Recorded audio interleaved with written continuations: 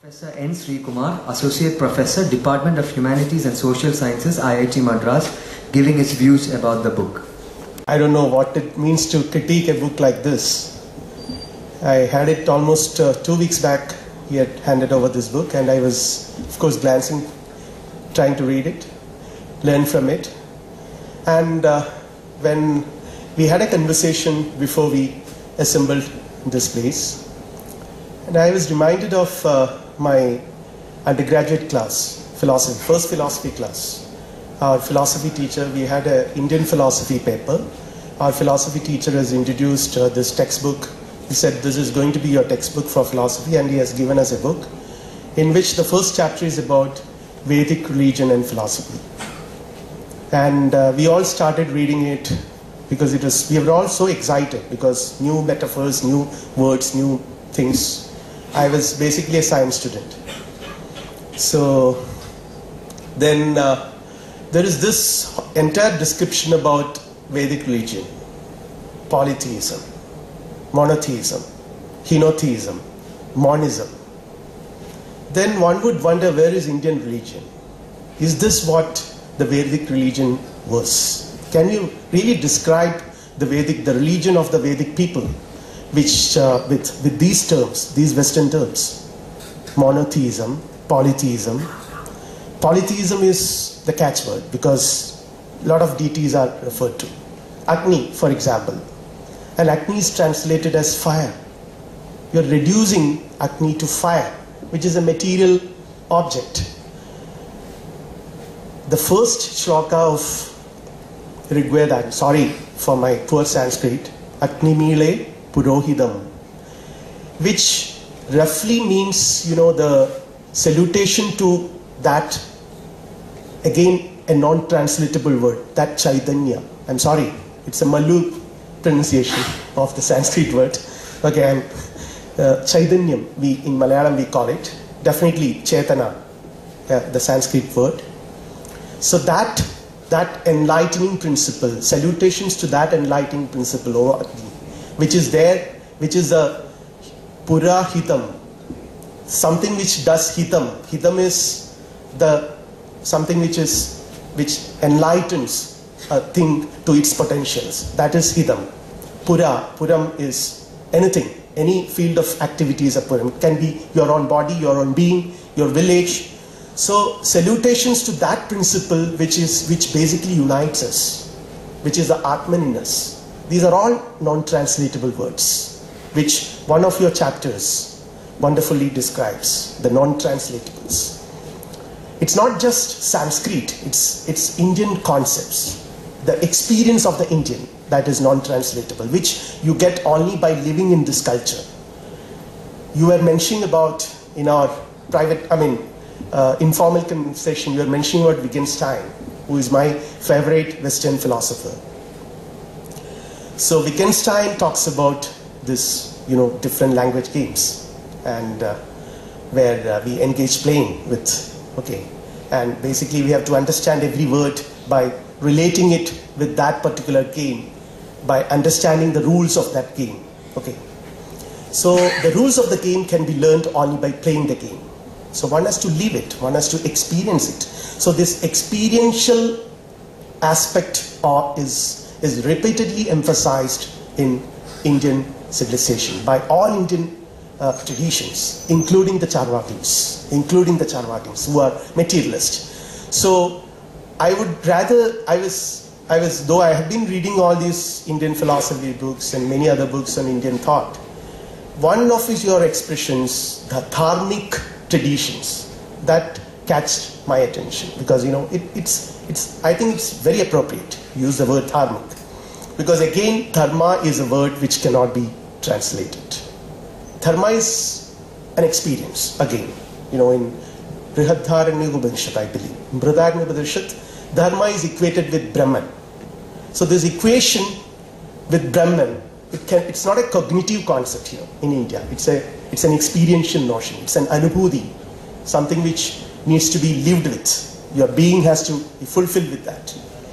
So this is a context in which I was trying to place the book when I read it, and I see that there is a question of identity has been raised on multiple occasions in this book, or repeatedly raised in many chapters. In all the chapters, almost all the chapters, live with this concern for this identity. And also calling for an Indian gaze, an Indian look at how the rest of the world is, particularly the West is. So here, how do we, one interesting, I am a student of, when he introduced me, he has read out that I specialize in continental philosophy. Yeah, that's true to some extent. Continental European philosophy. When you say continental, it is European, right? Very sad, as if there are no other continents. So, continental European philosophy, I particularly specialize in hermeneutics. So, I was also wondering that there is a necessity for hermeneutically relating ourselves with the West, which has never happened, as in this book he points out. How the West has always looked at us, interpreted us, made us understand this is what we are. So, this is an attempt to understand the West from, it's not, I don't want to reduce it by saying from our perspective. I would rather say hermeneutically understand the West. And when I say hermeneutically understand the West, it's not, situating ourselves in our paradigm and trying to evaluate and access the West, but rather engaging a dialogue with the West. So that's what I mean by hermeneutically relating ourselves to the West. So this book, I hope, would inaugurate this step, hermeneutically, approaching the West, appropriating the West and understanding it, dialoguing with the West. The West has always been doing something else. I would, again, another theme which rather figures in this book, which attracted me, is the concept of unity, which the author was trying to argue that the notion of unity which the Indian or the Dharmic traditions were trying to advocate is different from the kind of unity which the Western civilization has been trying to project. So it's a different kind of universalism. It's not universal or objective in the philosophical sense in which we understand it, but it's a different kind of unity which the Indian or the Dharmic traditions. I've started using the word, even in my classroom today, I started using the word Dharmic after reading your book. So this unique perspective which the Indians have to offer by establishing or experiencing unity, which again I would say is anubhuti, which the four Mahavakyas of Indian tradition I'll advocate this anubhuti, this unity. Prajnanam Brahma. Praharshena Jnanam is Brahma. I am Atma Brahma. This experience of me is not different from the ultimate reality. The third one is Aham Brahmasmi. I am this self is not different from that. I am that. And the fourth one, of course, not in the order. Tattvamasi, you are that. You means here not the empirical self, not the again, this English translations, empirical self, as if there is a transcendental self. There is no transcendental self and empirical. There is only one self, Atman, which is the Agni, which is the Brahman. Okay, anyway, since we have to speak the language of those people who colonized us to understand each other, that's a limitation. Okay, coming back, I would conclude here. This concept of unity which I was talking about, which the Indian tradition has always projected as an experience, as an anubhuti, which is being advocated by all our texts. But it's interesting to see how this concept of unity, I'm sorry if I'm philosophizing too much, rather he has explained it in very plain language, not a very sophisticated language he has used, but we philosophers are trained for that, sir. We use a lot of terms, but of course I assure that I won't be taking more than 2 or 3 minutes. See, what attracted me is there are two ways in which unity can be established. One is dialectical approach. The other one is dialogical. And we Indians have adopted both. Shankara, for example, was dialectical. More dialectical than dialogical. Because you have a Purva Paksh. And you are in argument with the Purva Paksh. You assume that these are going to be your opponents. And then you develop the opponent's arguments as well as your own arguments against the opponent's arguments, and finally establish your view. So this is more dialectical and more argumentative, tarkical in Sanskrit. The other one is dialogical, which you can find in the Upanishads. Upanishads also have dialectical, but more dialogical, where I have to use the terminology of one great German Acharya, Hans-Georg Gadamer, 20th century philosopher who lived almost 3 centuries. He was born in 1900, died in 2002, 102 years old. Great philosopher. I had my PhD dissertation on his work. He talks about a dialogue which ultimately concludes with a fusion of horizons. Where horizons are fused, you're not really end up with separating yourself with the other, but understanding the underlying unity, which is again an anubhuti. But for that, you need a platform. And Rajiv Ji's work is offering you that platform. And only we Indians can do that, probably, because we are fortunate to have this cultural paradigm, being in India. Probably India is the only country which the Westerners have ruled is left with its civilization. No other country could retain its civilization. I mean, we have retained it to some extent. In that way, we are fortunate. So let us all continue this journey with this book and several such books, and also with discussions, with dialogue, and finally hope to end up with a fusion of horizons. Thank you.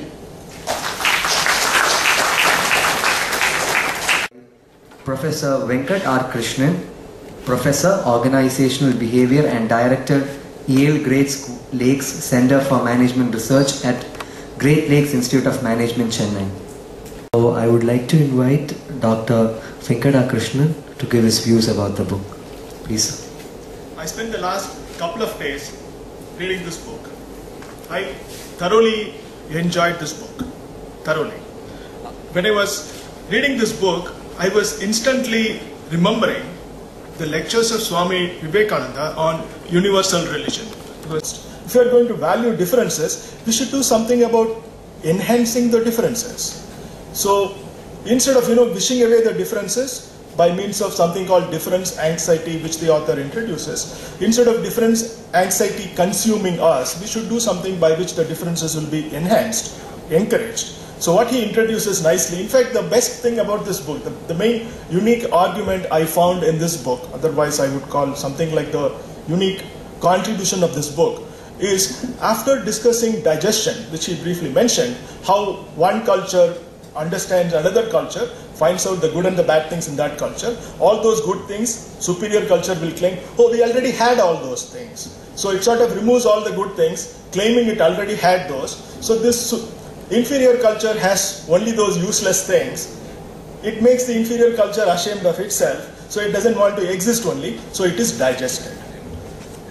The biggest question that came out of this book is there any serious problem because of this digestion? I like this argument. Digestion actually causes a problem in terms of further differences not being created. If you are going to value differences, we should go on producing more and more. Like Vivekananda argues, everybody should have his own religion. So which means we should go on increasing the differences. If this digestion happens, see what has happened, the inferior culture somehow dies out. It's not going to create further differences. If we are not creating further differences, we are losing out. Human welfare is enhanced only if you are going to further enhance more and more of these differences. In other words, if we enhance more differences, the world will be a richer place. It will be a much, enriched place.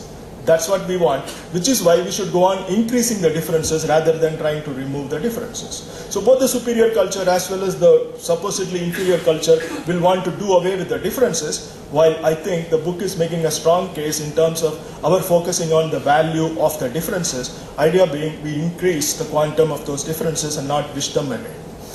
And I think there is a major unintended consequence, unintended because I don't think the author intended this. unintended consequence is that you actually, end up feeling proud of yourself. After this Macaulay education, Macaulay wrote in the 1830s, after having implemented his Macaulay system of education, which follows to this day in this country, he wrote to his father, "I am very happy to inform you, my education system is working wonders. Every Indian is ashamed to call himself an Indian." This Macaulay system of education continues to this day. We are all products of that system of education. When you go through this book, actually, you start questioning, am I being stupid in being ashamed of myself when you have so much to be proud of? And all those chapters he describes in terms of the different, whether it is integral unity or synthetic unity, in terms of, history-centric. This culture does not depend on personalities. We can kill all those people, still we will survive. A culture that depends on one personality can never reach anywhere near an acceptable level of universalism. It's not possible. How can you force everybody to accept one human being? You don't like somebody's face, how can you accept? So innumerable personalities is a requirement for any religion to go towards universal state.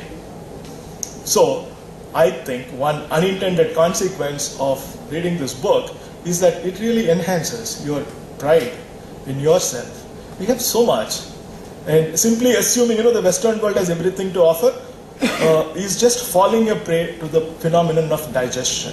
If you are going to accept that, we have simply been digested.